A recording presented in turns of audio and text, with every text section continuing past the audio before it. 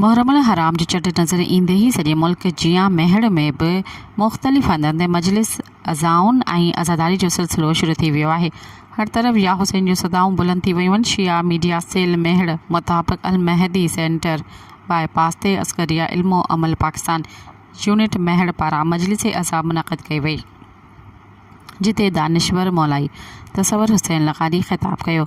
मदरसा सफ़ीना अहल बैत अलैहिस्सलाम में अशरा जी मजलिस थी गुज़री, जंहिंखे अल्लामा अब्दुल रसूल महसनी ख़िताब कयो।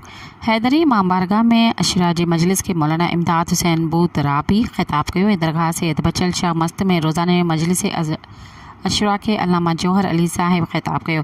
मदरसा इमाम हुसैन अलैहिस्सलाम में मुनक़िद मजलिस अशरा के मौलाना शफ़क़त हुसैन फ़ाइज़ी ख़िताब कयो।